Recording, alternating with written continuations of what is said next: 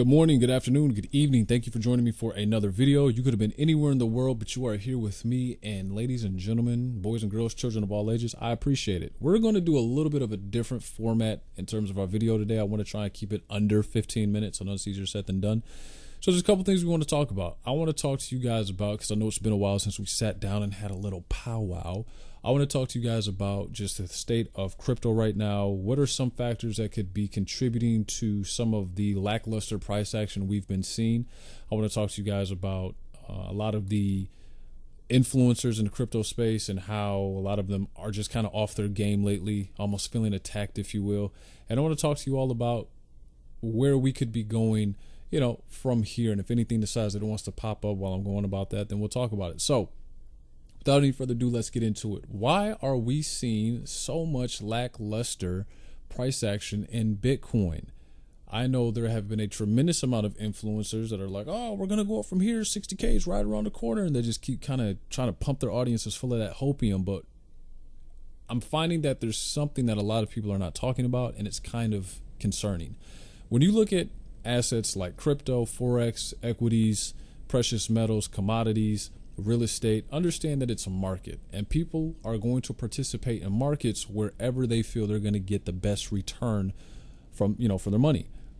And so when we look at crypto, we've got to look at the things that have helped or hindered us. We know that we're all still pretty much dealing with COVID, and we know that there's a lot of money floating around out there, and whenever there's a lot of money and the monetary supply out in the public, it normally drives the prices of things up. And if you've been going to the grocery store, you're seeing that.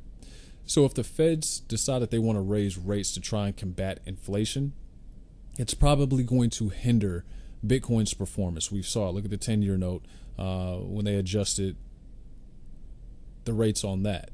Okay, whenever that note goes up, the price of Bitcoin tends to go down because people are going to go from crypto to other alternative investments that represent a safer return.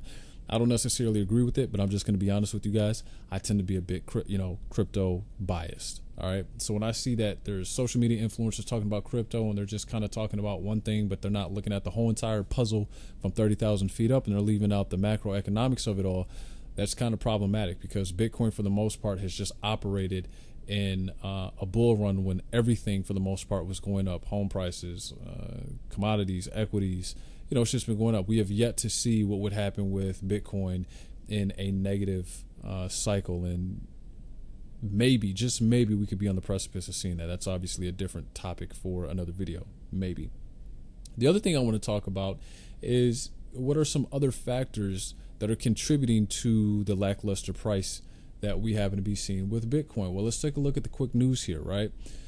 So China has continued their crackdown over crypto. Now, if you've been in crypto any longer than a few years, you know that this is, at this point, almost routine. It's not anything new. China has cracked down on the miners being able to mine in China. There's been significant climate issues that have been going on with China that have put miner institutions in jeopardy. So you have miners that have gone offline, dropping the hash rate, and those miners are migrating to different areas. Some are going to Texas, some are going to Singapore, some are going to other areas. So until the transaction or the hash rate goes up, this is going to stay down, right? And if they're not able to get those miners up and running in a more timely fashion, you could see this drag on for an extended period of time. This could actually exhaust market participants and maybe cause other people to sell off their crypto in search of better performing assets. The other thing that could also have that play out is if, in fact, more FUD comes out, and more FUD comes out, back to back, that could actually exhaust the market participants to say, you know what, the juice just isn't worth the squeeze. I'm going to go take a look at something else. Okay. Looking at the price action, though, if you guys have been following me here on Twitter, this is normally where I'm talking about a lot of this stuff. So always feel free to connect with me on Twitter. But you see here back in June 15th, we entered a little bit of a descending triangle. From there, On June 20th, we entered another descending triangle. So we had a descending triangle within the descending triangle. We wicked all the way down to just, a couple $100 away from 29,000, right? Obviously back here within our original descending triangle, we hit 28,000. So we were dangerously close in terms of revisiting that territory. Since then, we've broken out. Now, what's important is we closed above the 50 on the Fibonacci retracement, right? However, we didn't have significant volume to keep us above there. I believe that if you can close above 50% on a 50 with significant volume, you're probably going to be well within your way to establishing a little bit of a reversal, right? But since then, the volume dropped off. We fell back below the 50. We're currently trying to retest it. We fell back, trying to retest it. So we'll see if, in fact, that does happen. But again, I like to pay attention to, where we're at right now, and we're currently in another descending triangle, and this is telling us that, hey, you're probably going to break to the downside. And if you fall below the support of this descending triangle, you're probably going to see just under 30,000, roughly. Again, I'm never trying to get it 100% right. I just want to try and ballpark it. Okay. So that's what the data is basically telling me. So, right now you're on a little bit of a buying candle here. The volume isn't too strong at all. Obviously you want to see this around maybe 3,000 to kind of push us up above there. And, we're really not quite seeing that yet here. So just be mindful that if we do fall below that support, we're probably going to be at around roughly 30,000. But if we break out of it, then we could potentially be at around 36 roughly. Okay. So I'm just going to back out of that. The other thing I want to talk about here, guys, is, the state of the social media influencers. We talked about how they're not using the macroeconomics in a lot of their pricing analysis, and they're just kind of looking at everything in the bubble. The other thing I want to look at is how they've been exposing their audiences to these projects that have been getting their audiences absolutely wrecked. You guys remember a few months ago when we talked about Crypto Windio and Bleeding Heart, how they promoted Bolt True Shares or Bolt Dollar to the community, and this thing is absolutely just flatlined. So if you guys lost money in that, I'm sorry to hear that. I tried to do content on that as a way of showing you what projects to not get involved with. And let's take a look here at some of the more notable people who are in this space. Oh, that's not it.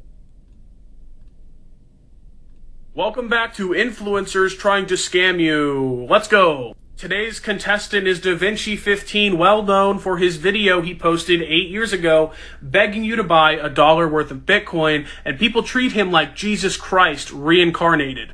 The blockchain boy has built a name for himself for being maybe one of the more visceral social media influencers in the crypto space, but he himself is not without fault.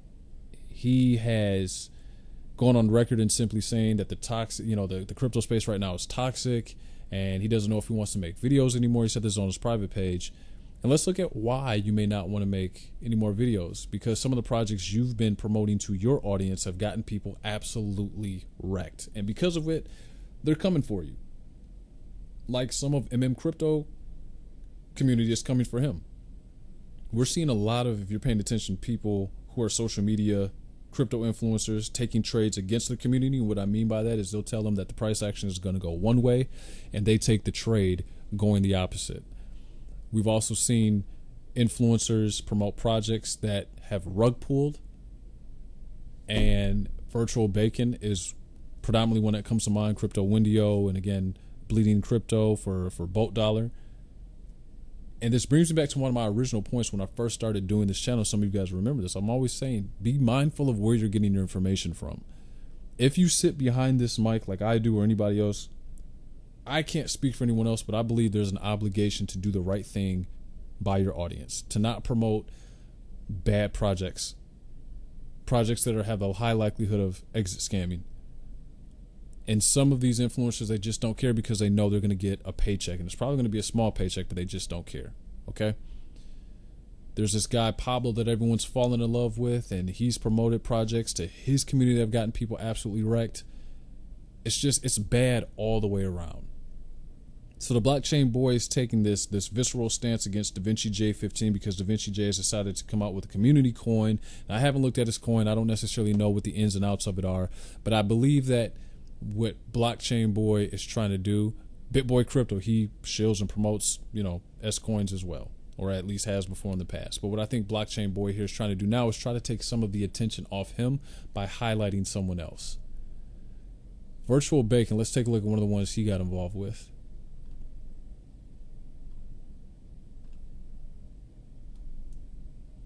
To address the Save Virtual the Kids Bacon. charity token potential scam. Right off the bat, I want to say I'm sorry if you lost money on this, and I apologize to my followers who follow this video. I have never worked with projects on a cash promotion basis. Instead, I only research projects with upwards potential, and So there you have it. Virtual Bacon, probably one of the more respected guys in terms of his analysis on crypto, exposes his audience to Save the Children token, and they exit scam and rug pull, and everybody 100% got all their money taken. How do we keep falling for this? If someone develops a project, and you can go through and look at this, and the coin is like 50 seconds old, and it says we want to donate to this charity, please understand that they are not donating to any charities. They're not. It's a gimmick, and there'll be other gimmicks. Be mindful.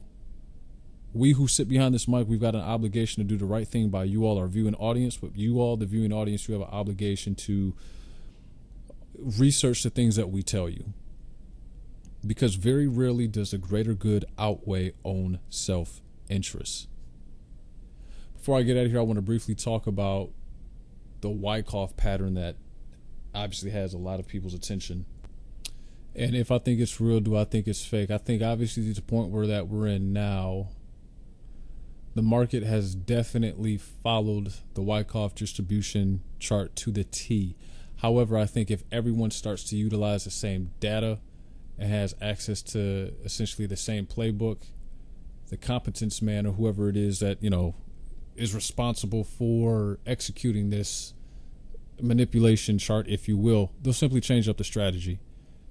So what I think, in my own opinion, it's not financial advice. This isn't legal advice. Nothing I say or talk about in this video should be looked at as legal, financial, or tax advice. You should always consult a higher professional. It's to say, if it's me, and maybe I don't understand what all this means, I'm just going to dollar cost average in. Because over the life of your investment, it would probably represent one of the better strategies that I could incorporate. I think a lot of times we get busy on trying to time the market, trying to beat the market. Understand the market is a sophisticated thing, and I'm not saying that, you can't beat it, it's smarter than you. But understand there's a lot of people who are at the helm of this thing who understand it greatly. Dollar cost average in if you're not an experienced trader, if you're not too certain as what all this means or even what to do. Just dollar cost average in. And try to think of your investment as a very long-term investment. And I think people who do that ultimately are the ones who fare out better. Because the more times your money goes in and out the market, the higher chance of likelihood you have of losing it. That's all I wanted to talk about this one. Comment, rate, subscribe, share this with a friend. And I will see you all in the next one. Peace. Obviously, you guys can always contact me and connect with me here on Twitter at CryptoGlenn.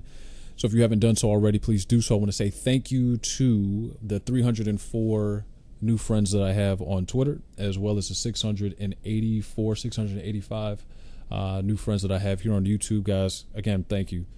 None of this would be possible without you guys, and I appreciate each and every one of you. I will see you all in the next one. Take it easy. Peace.